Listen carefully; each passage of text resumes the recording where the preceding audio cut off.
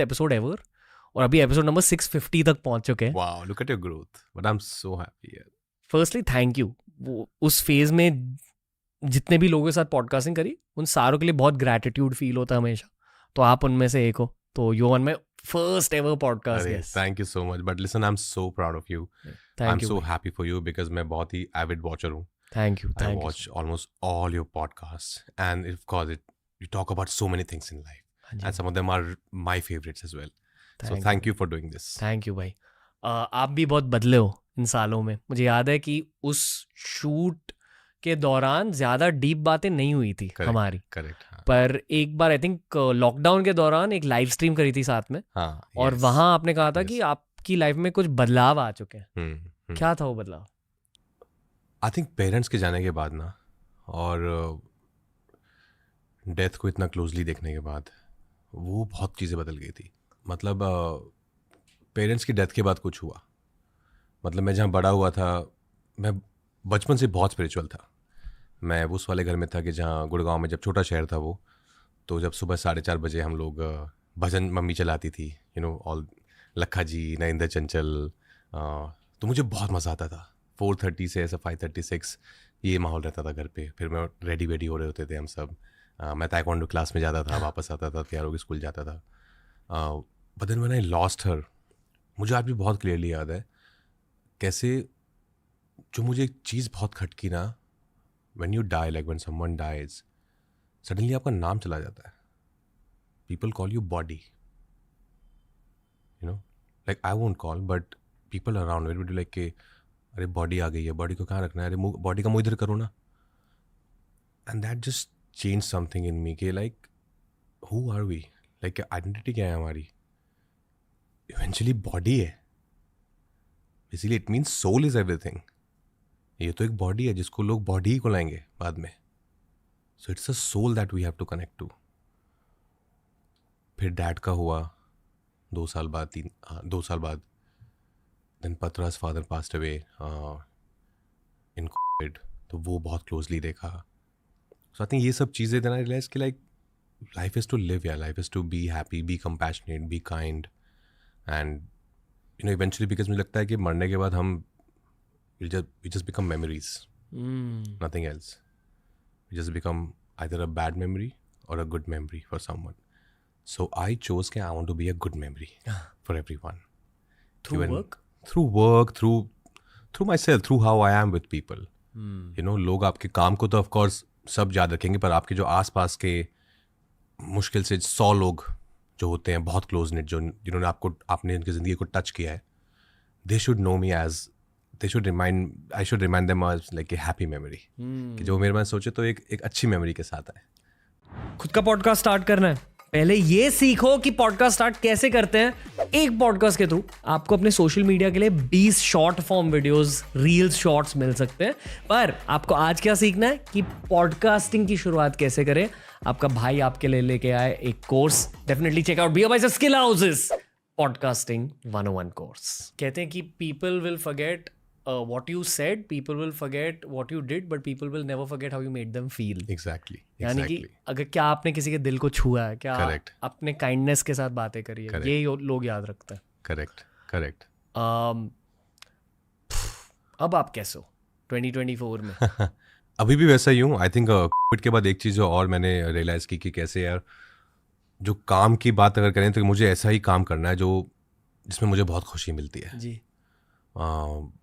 मुझे कोई वैसा वाला, बीच में मैंने 2-3 फिल्में शायद ऐसी की थी जो not for monetary purposes but emotional reason से, या शायद लोगों ने बोला ये करनी चाहिए. आप कई बार आप ब्रेन वॉश हो जाते हो, कोई बहुत कन्विंस के लिए आपको बोलता है कि ये करनी चाहिए. बट देन आई डिसाइडेड कि नहीं यार, जैसे शुरुआत हुई थी ना, जो फिल्म्स में करता आ रहा था, न्यूटन, LSD, ट्रैप्ड, मुझे वैसा ही काम करना है अभी. तो उसी चलते भी जो श्रीकांत भी आ रही है, this is one of those films जहाँ पे एज एन एक्टर मुझे बहुत मज़ा आता है कि मैं जब घर जाता हूँ रात को काम करके, तो मैं इतना खुश और टायर्ड होता हूँ कि आज कुछ हुआ, आज कुछ अच्छा क्रिएटिव काम हुआ. अदरवाइज़ ख़राब फिल्म में जब आप वापस आते हो ना, तो आपको गुस्सा आता है कि कल ना वापस जाना है और इसी सेट पे वापस जाना है. तो I think that's the worst feeling. पता रहता है कि ख़राब फिल्म बन रही है, समझ आता है वो सेकंड थर्ड ही समझ आता है कि ये ना मिस फायर हो गया है. खराब फिल्म से ज़्यादा आई थिंक जब एक पूरी टीम, पूरी unit, your maker, you know, if it's not, अगर वो लाइक माइंडेडनेस नहीं है ना, अगर आप एक ही सतह पर नहीं सोच रहे हैं और दो अलग बहुत ही स्कूल ऑफ सिनेमा हैं, तो फिर मैच नहीं हो पाता है। वाइब से भी पता चल जाता है। वाइब से आई थिंक नहीं, कई बार क्या होता है, इंसान अच्छा होता है पर आपको लगता है यार मेकर क्यों, like you know, this is not the kind of films I would love to be a part of. कई बार ऐसा हो जाता है, पर हाँ, of course off screen then you have fun, you chat with them, you talk to them, but that's a different identity. पर आपको पता है कि शायद एक फ्लॉप फिल्म बन रही है, ये पता चल जाता है। हाँ हाँ हाँ, फ्लॉप हिट का पता नहीं है ऑनेस्टली, फ्लॉप हिट का पता नहीं for me honestly. Flop hit का इतना मायने नहीं है जितना कि अच्छी फिल्म बन रही है कि खराब फिल्म बन रही है, वो समझ आ जाता है। पर उसके लिए आपको उतनी सेंसिबिलिटी होनी चाहिए। Of course nobody goes out thinking कि चलो एक खराब फिल्म बनाते हैं, जी जी जी। Specially I am sure producer and the director.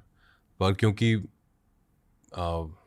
Cinema देखा है, बहुत इंटरनेशनल सिनेमा देखा है, फिल्म स्कूल में पढ़ाई की है, तो एक आइडिया हो जाता है कि यार ये अच्छी नहीं है, मेरे लिए अच्छी नहीं है। हो सकता है लोगों को बहुत अच्छी लगे, पर ये वो नहीं है जो जिसका हिस्सा बनने में मुझे बहुत खुशी होती, पर मैं हूँ। आपके सामने बैठकर बहुत खुशी फील हो रही है। अरे थैंक यू, क्योंकि लाइकवाइज। वही मतलब जेन्युइनली बहुत ज़्यादा ग्रैटिट्यूड है आपके लिए उस वाले पॉडकास्ट के लिए। तब फिल्म वर्ल्ड की बहुत कम हस्तियां पॉडकास्ट करने के लिए तैयार थी और आप तैयार थे, तो it was a very big deal for me कि आपने अपॉर्चुनिटी दी। दैट्स द नहीं, मैं कौन हूँ देने वाला यार, मतलब बहुत मज़ा आया था, बट मुझे याद है वो कॉन्वर्सेशन याद है आपको? थोड़ी बहुत याद है। वाइब अच्छी लगी थी मुझे आपकी। पर आई फील कि तब मैं 26 ईयर्स का था और अभी 5 सालों में थोड़ी मेंटल ग्रोथ भी हो चुकी है, इसलिए अब मैं वही चीज़ कहना चाहूँगा जो मुझे तब कहनी थी आपसे पर नहीं कह पाया, आई कुडंट आर्टिकुलेट इट। मुझे अब आपसे ये कहना है एज अ 31 ईयर ओल्ड कि आपकी हसल को मैं बहुत ज़्यादा रिस्पेक्ट करता हूँ कि आप यहाँ तक पहुँचे हो, totally self made, totally based on craft, totally based on improvement. I am 500% sure आपने बहुत सारे मुश्किलों का सामना किया, और ये मैं ट्रेडिशनल मुश्किलों के बारे में बात नहीं कर रहा, ये आराम नगर के स्ट्रगल के बारे में बात नहीं कर रहा, मैं जो इंटरनल मुश्किलें होती है स्पेशली फेम के आने के बाद उनके बारे में बात कर रहा हूँ। उसे बहुत रिस्पेक्ट करता हूँ क्योंकि अब पता चल जाता है कि who has actually work the way through. एक शब्द का इस्तेमाल मैं करना चाहूँगा तो डोंट माइंड, बट आपके हसल में ना एक कट्टरता दिखाई देती है। अब you're very strong minded and you're just moving forward, तो lot of respect for that. Thank you भाई। तो यही था आज का पॉडकास्ट दोस्तों। नहीं, हमने एक दूसरे को थैंक यू कहने के लिए पॉडकास्ट किया था। मैंने कुछ गलत कहा अब?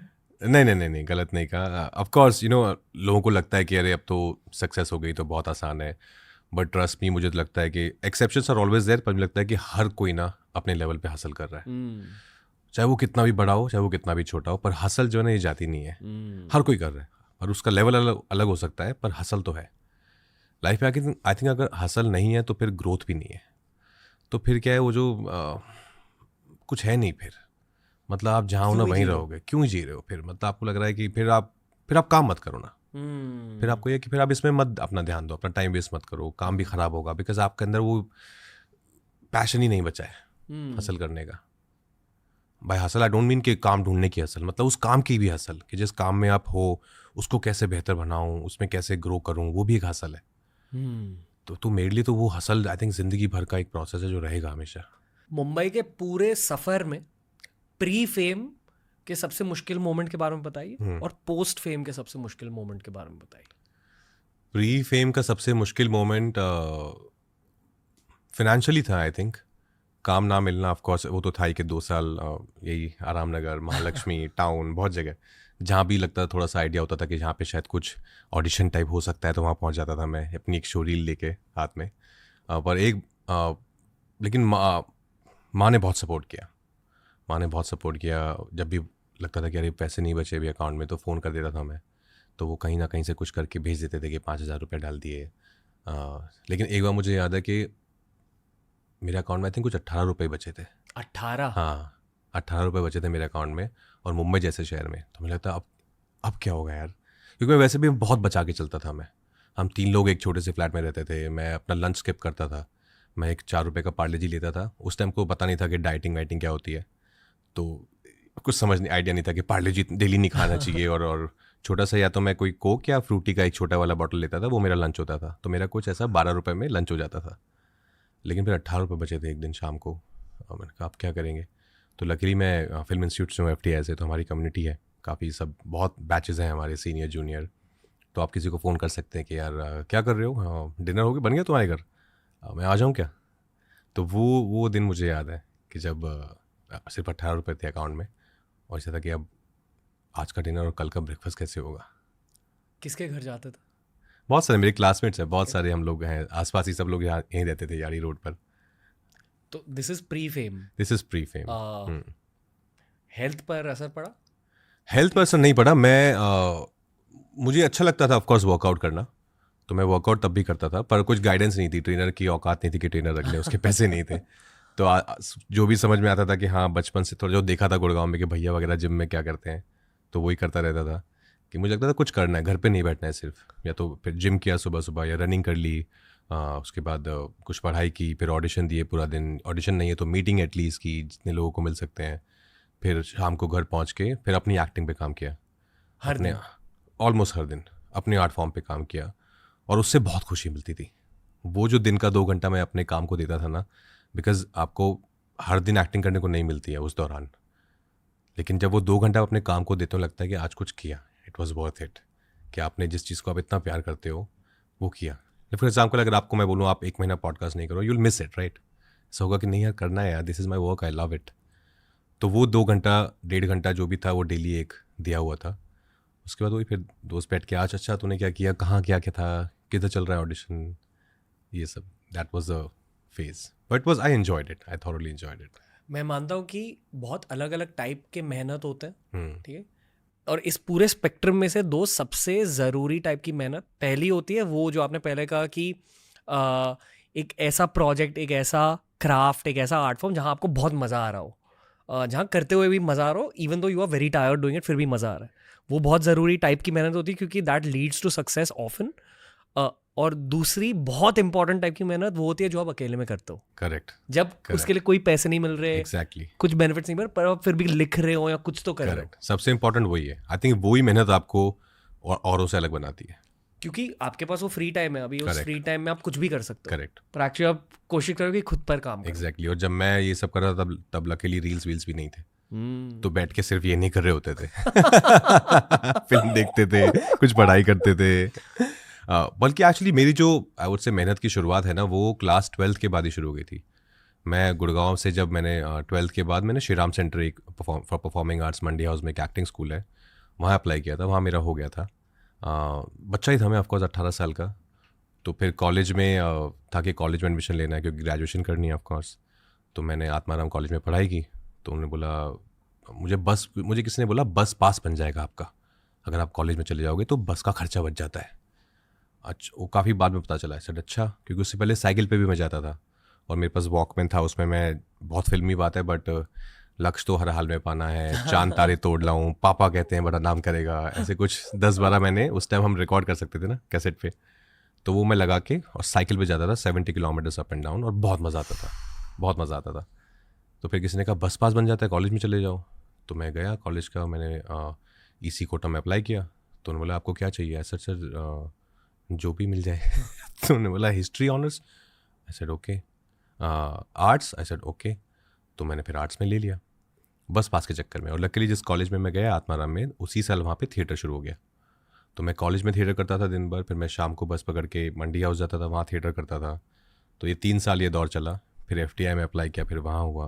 तो I think it was God's plan, it was always ऊपर वाले का ये हमेशा से ये प्लान था कि इसको इसी लाइन में जाना है, इसको यही करना है लाइफ में, इसलिए इसको धरती पे भेजा है मैंने कि तू एक्टर बनेगा। कि भगवान भी चाहते थे, भगवान भी चाहते हैं एक कोई तो संकी बने जो LSD करे, जो ट्रैफ्ट करे। करेक्ट, कि कोई तो ऐसा निकले। तो उन्होंने मुझे, वो भगवान मुझे गाइड करते रहे सब जगह कि अब चल यहाँ पे भी थिएटर शुरू रहता हूँ मैं तेरा, कॉलेज में भी चल, यहाँ पे भी एडमिशन हो गया, चल FTI में भी एडमिशन करा दिया, अब बॉम्बे आ जा। तो आई थिंक वो भगवान की माया थी।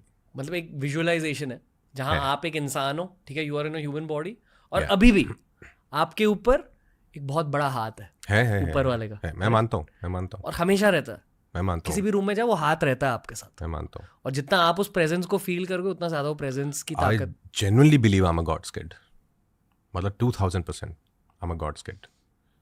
क्योंकि सिचुएशंस की वजह से मैंने महसूस किया, मैंने देखा है कई बार मेरी ज़िंदगी में, मैंने महसूस किया है कि कई बार कहीं मैं कुछ फंस गया हूँ और कुछ नहीं हो रहा है बचपन से, कि यार ये कैसे होगा, प्लीज़ भगवान कुछ करा दो, और कुछ हो जाता था चमत्कार। तो इसलिए कुछ तो है मुझे कोई लेके चल रहा है साथ में।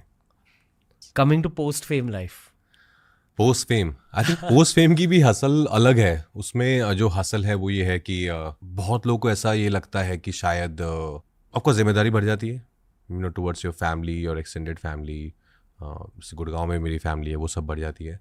But there is this perception कि यार ये तो ना, जैसे मुझे भी लगता था जब मैं गुड़गांव में था, जो ओम शांति ओम एक सीन है कि एक्टर्स तो ऐसे उतरते होंगे और ऐसे मखमली चप्पल आती होगी नीचे और फिर आंख बंद करके जूस पीते होंगे। ऐसा कुछ नहीं होता है। We are very real people.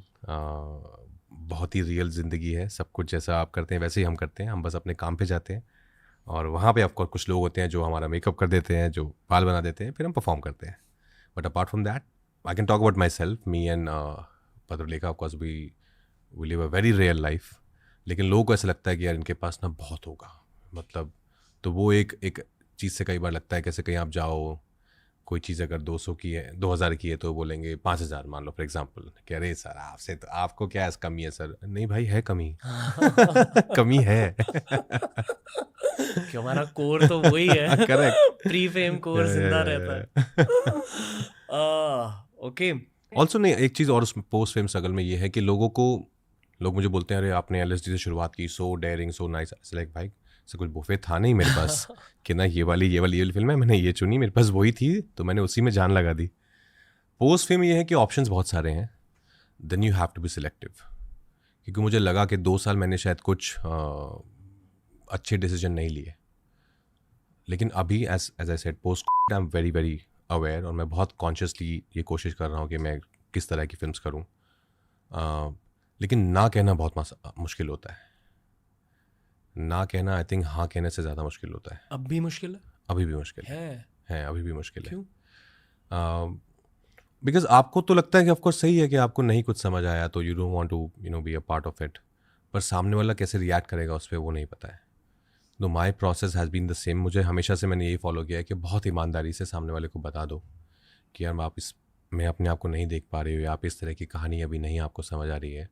और हाफ हार्टेडली आके करने का फ़ायदा नहीं है, क्योंकि वो आपके लिए भी अच्छा नहीं है, मेरे लिए भी अच्छा नहीं है, फिल्म पे असर होगा। लेकिन तब भी I think I would say कि हाँ, थोड़ा वो ना कहना जो है वो टफ होता है। ना कहना और फायर करना मेरे लिए दो बहुत मुश्किल चीज़ें थी, क्योंकि मेरा दिल बहुत साफ है, आई फील। आप भी इसलिए कह रहे हो। Correct. इसका दिल ज़्यादा साफ होता है, उनके लिए ना कहना ज़्यादा मुश्किल होता है। पर ये एक लाइफ स्किल होती है, आई फील। एटलीस्ट लाइफ के साथ मैंने खुद के प्रोफेशनल एनवायरनमेंट में ये स्विच लाई है कि in the professional environment I am a professional. मैं दिल वाला रणवीर नहीं हूँ। करेक्ट। मैं दिमाग वाला Ranveer. That's just what I feel. I think यही प्रॉब्लम है हम लोगों की ना, हम लोग थोड़ा दिल से ज़्यादा, एक्टर्स को और भी ज़्यादा। आप में और मेरे में फ़र्क ये है कि I feel I am a businessman, I look at my self also like a businessman. आप एक आर्टिस्ट हो, प्योर आर्टिस्ट हो, तो आपका सारा काम आपके दिल से ही निकल के आता है। दैट्स व्हाई वो मासूमियत, नाजुकता रहनी चाहिए किसी के दिल में। आई थिंक उसको जिंदा रखना ज़रूरी भी है। और ये मुझे उस दिन हम लोग किससे बात कर रहे थे, मैं और 2 लोग और थे, और मुझे एक्चुअली बात मुझे याद नहीं रहा किसने बोली थी, बट मैं LA में था एक बार, तो वहाँ पर किसी ने बोली थी, then I thought over it, कि एक अच्छा जो आर्टिस्ट होता है ना, वो अच्छा इंसान होगा ही, और वैसा वर्सा, कि मतलब अच्छा इंसान अगर है तो वो अच्छा आर्टिस्ट बनेगा। अगेन एक्सेप्शंस होते हैं, बट फिर मैंने सोचा एक्चुअली हाँ, कि जो लोग मुझे पसंद हैं, अगर बाहर से देखे तो Tom Hanks, Daniel day-Louis, Meryl Streep, ये सब अच्छे लोग हैं, ये सब अच्छे प्यारे लोग हैं, इनकी एनर्जी समझ आता है आपको कि किस तरह के लोग हैं। मुझे लगा यार ये बात तो सही है एक्चुअली। अगर आपको अच्छा आर्टिस्ट बनना है तो अच्छा इंसान होना ही पड़ेगा आपको, अदरवाइज वो आपकी एनर्जी में दिखेगा, आपके काम की एनर्जी में भी दिखेगी आपका वो बिहेवियर। मैं एक बहुत रैंडम चीज़ कहना चाहूँगा, पता नहीं मुझे इस पॉडकास्ट में क्यों कहनी है, पर आई एम फीलिंग लाइक बचपन में ना, जब भी मैं पुराने हिंदी फिल्म्स देखता था, अच्छे लगते थे पर रजिस्टर नहीं होते थे। And I don't remember watching old, very old, मतलब 60s 50s के Hindi films after the age of 10, मतलब दादा दादी के साथ बैठ के देखता था। पर कल रात मैंने पूरी फिल्म नहीं देखी, I saw may be like 1/6 or 1/5 of it. एक फिल्म है, गुरुदत्त की फिल्म है, प्यासा। हाँ ऑफ कोर्स। बहुत एक्चुअली जेनजीज ने कम देखी है, बट इतनी ज्यादा टेक्निकल फिल्म, इतना ज्यादा दिमाग लगाया उस फिल्म में। ब्लैक एंड वाइट फिल्म है, करेक्ट कुछ लोगों को स्लो लगेगी क्योंकि स्टोरी बहुत झट से मूव नहीं होती, correct. But scene to scene